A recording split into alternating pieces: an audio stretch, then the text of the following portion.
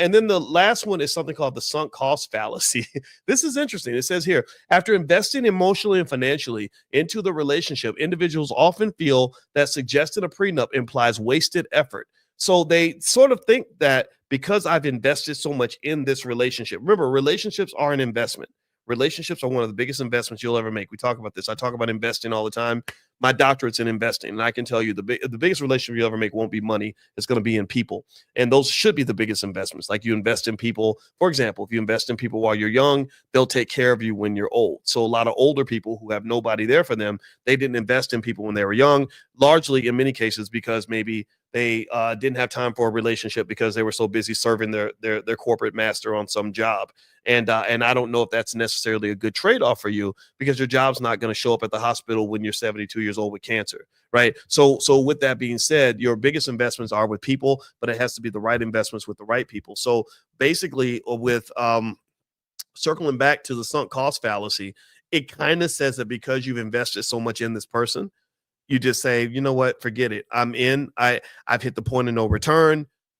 I'm all in, and if it doesn't work out, then I just lose everything. And I think that is just very bad investing. There's no asset that you should ever buy that shouldn't have some sort of insurance policy. If you want to protect your wealth protection should be essential for anybody that wants to keep it. So the same way, if I buy a house, I'm gonna definitely get insurance on that house. I have to have insurance on that house unless I'm a complete fool that wants to lose everything. Even if I don't want to believe the house could ever burn down, even if I think that it can never happen, I get insurance. Why? Because if it does happen, you don't want to get screwed.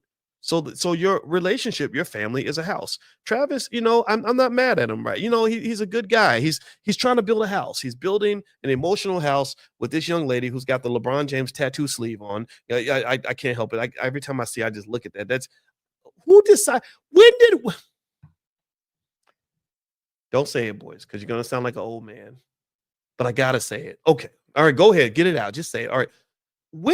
Can anybody tell me when ladies thought that having like 85 tattoos like a gang affiliated convict became sexy? There is nothing sexy about that to me. Am I the only one, or am I the weirdo in the room? Am I just old fashioned? All those dang tattoos, I don't like it, man. I just don't. Look at her. Look at that arm. Looks like she's wearing a jacket. like, come on, man. That ain't sexy. That's all right. Thank you for letting me get that out. I'm done. Okay. So Brandon says I'm old fashioned. I guess I must be. That's not appealing. That's not feminine. All right. Anyway, let's go back.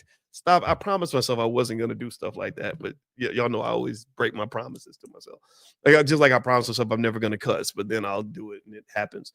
So anyway, my point is to say that there's nothing wrong with getting married when you're young because people have done it all the time. It's been happening for a long time. But when you get married young and you have that much money, you have to have precautions in place.